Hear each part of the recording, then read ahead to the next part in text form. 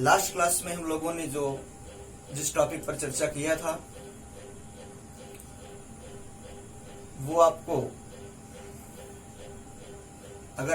कहीं समस्या उसमें आ रही हो तो आप उसको जरूर हमसे कमेंट के माध्यम से शेयर करें, जिससे हम जब भी क्लास में आए तो आपकी पहले पुरानी जो प्रॉब्लम्स रहती हैं उनको हम लोग क्लियर कर लें। जैसा कि लास्ट क्लास में हम लोगों ने mode of transmission, synchronous, asynchronous, parallel, serial, इन सब टॉपिक पर चर्चा किए हुए थे। आज एक बहुत ही इम्पोर्टेंट टॉपिक है जो हमारा उसी का लास्ट टॉपिक है आज है, जिसे हम लोग कहते हैं OSI मॉडल। क्या कहते हैं? OSI। इसे कहते हैं ओपन सिस्टम इंटर कनेक्शन। क्या कहते हैं इसको? Open system inter connection. ये होता क्या है बेसिकली? देखिए, जब हमारा नेटवर्क जो होता है वो काफी लार्ज एरिया पे काम करता है, तो उस पे प्रत्येक वर्ग के लिए एक वर्ग डिवाइड कर दिया जाता है, और इस तरह से नेटवर्क बहुत अच्छी तरीके से वर्क करे उसके लिए यहाँ पे कुछ रूल्स बनाए गए हैं, कुछ वर्ग डिवाइड किया गया है अलग अलग, जो 7 टाइप्स के होते हैं। जिसमें पहला आपका होता है पहला, दूसरा, ऐसे करके ये आपकी 7 लेयर्स इसको बोलते हैं। इसमें जो 7 लेयर्स में है, सबसे पहला काम हमारा जो है वो है फिजिकल लेयर का। क्या है? पहला है फिजिकल लेयर, सेकंड है डाटा लिंक लेयर, और थर्ड आपका है नेटवर्क लेयर, फोर्थ आपका है ट्रांसपोर्ट लेयर, और फिर आपका है सेशन लेयर, फिर आपका है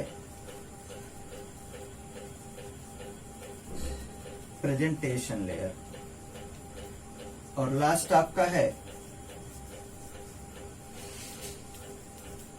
एप्लीकेशन लेयर। क्लियर हुआ? ये जो हमारी लेयर हैं, कहने का मतलब ये जो हमारा इसके जो 7 पार्ट्स बनाए गए हैं, तो ये क्या है? हमारा जो नेटवर्क होता है उस नेटवर्क में प्रत्येक के लिए कुछ ना कुछ वर्क डिवाइड कर दिया गया है, और ये स्टैंडर्ड मानक है जिसका यूज कहीं पर भी आप नेटवर्क का निर्माण कर रहे हैं, कहीं पर भी आप एक मॉडल बना रहे हैं जिस पर कम्युनिकेशन संभव है, ट्रांसमिशन में संभव है, तो वहां पर आपको ओपन सिस्टम इंटरकनेक्शन का जो एक प्रोटोकॉल्स के जो रूल्स होते हैं वो आप अगर फॉलो करते हैं तो आपका नेटवर्क हमारा क्या होता है? सक्सेसफुल हो जाता है। आप बड़े बड़े नेटवर्क जो देखते हैं, जो कंपनी आजकल नेटवर्क के क्षेत्र में काम कर रही हैं, वो सब इन लेयर का फॉलो करके नेटवर्क का निर्माण करती है। मतलब क्या है कि जब आप वाइड एरिया नेटवर्क, वैन का आपने नाम सुना होगा, जब आप वाइड एरिया नेटवर्क लेवल का अपना कम्युनिकेशन मॉडल रेडी करना चाहते हैं, तो आपको उसमें 7 इन लेयर का फॉलो करना आवश्यक होता है। अब इनका वर्क क्या है मैं आपको बताना चाहूंगा। जो आपका जो फिजिकल लेयर है, ये आपका जो फिजिकल लेयर है, इसका वर्क क्या है? इसका वर्क है सबसे पहले डिवाइसों को आपस में लिंक कर देना। जो हमारे डिवाइसेस होते हैं, जैसे हमारा ये सेंडर है और ये रिसीवर है। क्लियर हुआ?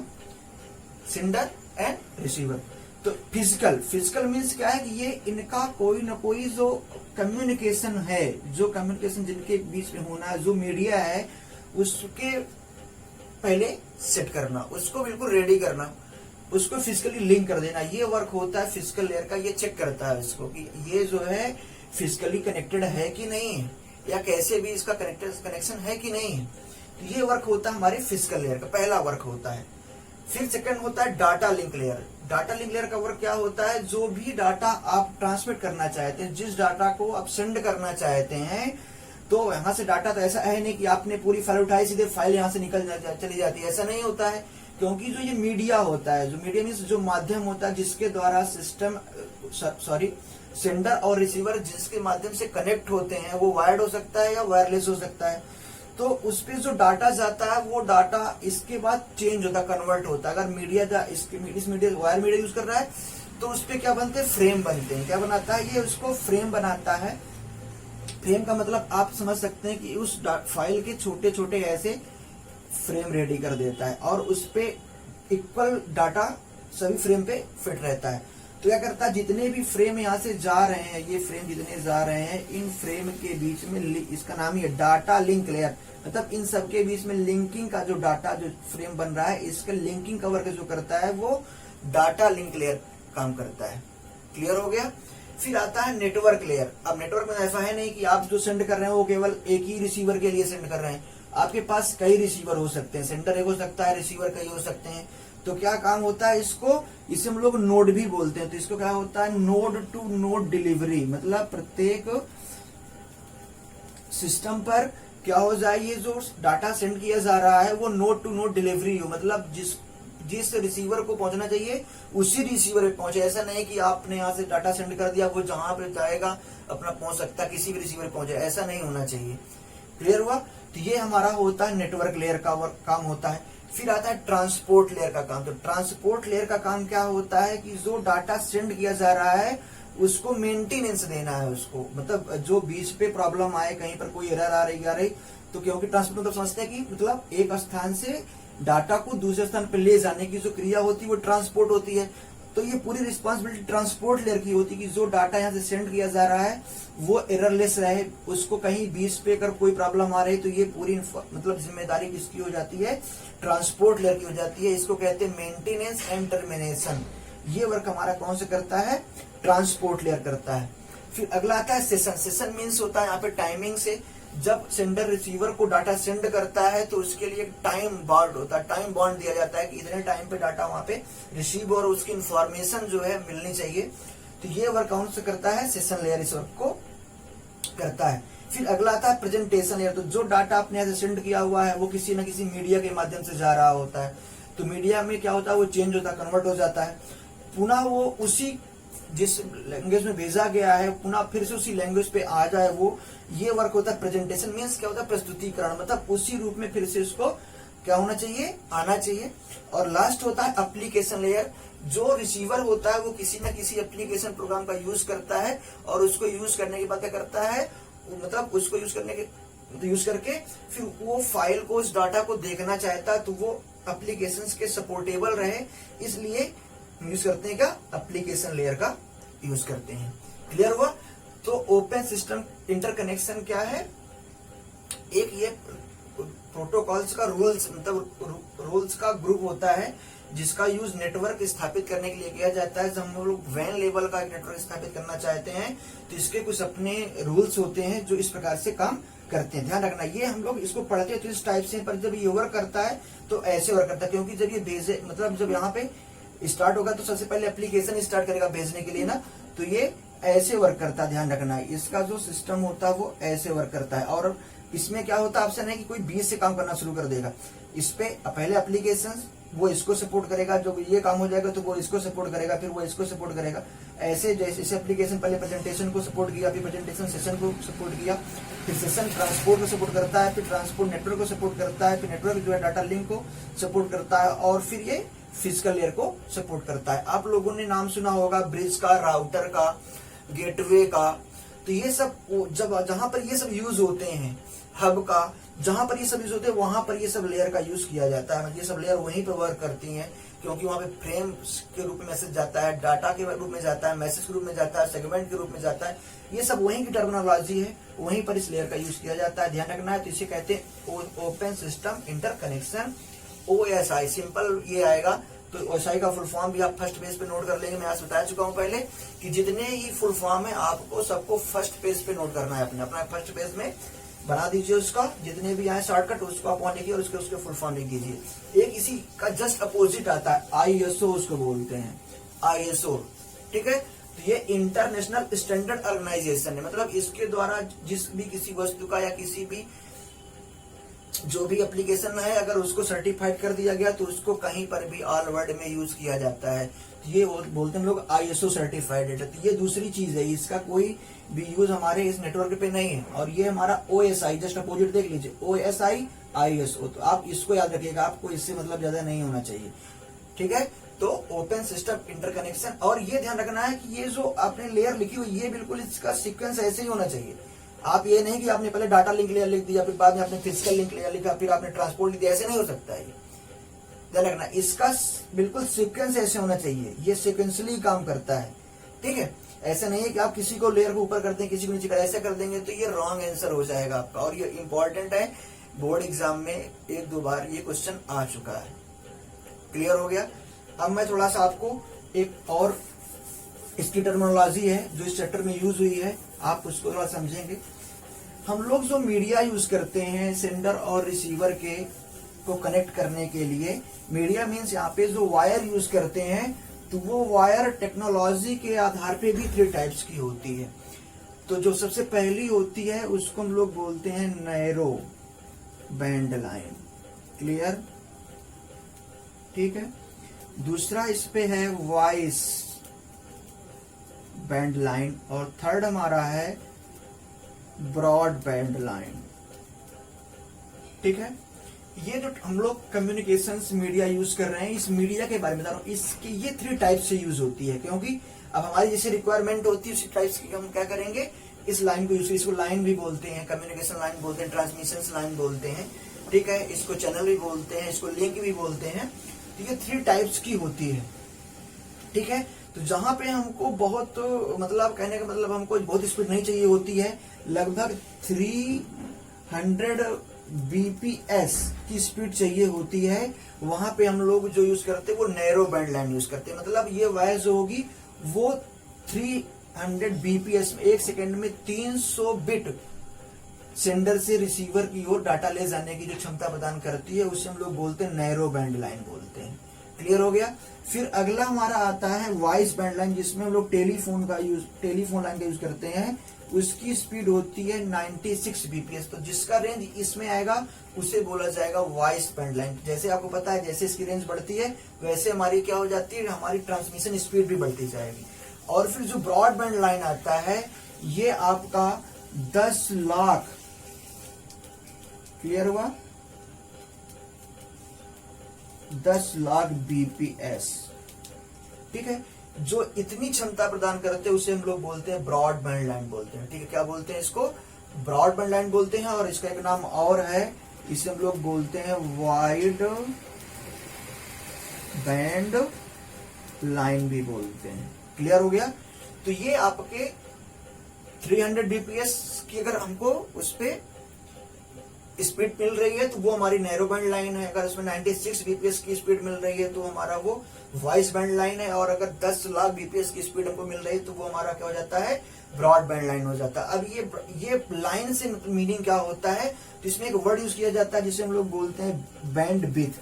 क्या बोलते हैं उसको, बैंड विड्थ बोलते हैं। बैंड विड्थ का मतलब ये होता है कि जो ये सेंडर और रिसीवर के बीच में जो मीडिया यूज किया जा रहा है उसमें कितनी नंबर ऑफ वायर्स हैं, ठीक है। जितनी नंबर ऑफ वायर्स होंगी, मतलब जितनी नंबर ऑफ वायर्स होंगी उतना ही उसका बैंड विड्थ होता है। वैसे मान लीजिए आपने जो कम्युनिकेशन यहाँ पे यूज की, जो मीडिया आपने यूज किया हुआ है उस पे 8 वायर्स हैं, ऐसे 4 5 6 7 8, ये 8 हैं। तो यहां से क्या हो जाएगा, ये 8 मतलब 8 बिट का करेक्टर, 8 बिट एक बार में सेंडर से रिसीवर की ओर जाएगा। तो इसकी जो बिट हो जाएगी, बैंड बिट, वो हो जाएगी 8 बिट्स हो जाएगी। क्लियर, मतलब इस पे जितनी भी वायर्स डाटा को एक साथ ले जाने की क्षमता प्रदान करती हैं, जितनी भी बिट एक बार में सेंडर रिसीवर की ओर भेजता है, वही उस कम्युनिकेशन मीडिया की बैंडविड्थ कहलाती है। बैंडविड्थ जितना ज्यादा होगी उतनी ही ज्यादा स्पीड होगी। भाई ज्यादा मतलब क्या हो गया कि उतना ही वो डाटा यहाँ से सेंडर से लेगा और उतना ही रिसीवर को भेजेगा, तो वैसे स्पीड बढ़ती जाएगी।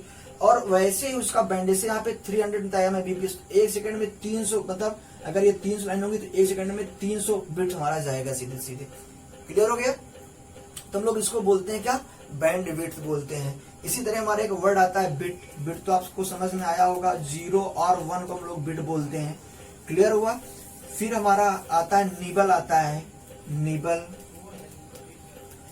ठीक है। तो निबल हमारा क्या होता है, 4 बिट का होता है। और चीज ध्यान रखना, एक नया वर्ड यूज होता है बॉड, ठीक है, BOAUD होता है बॉड, ठीक है।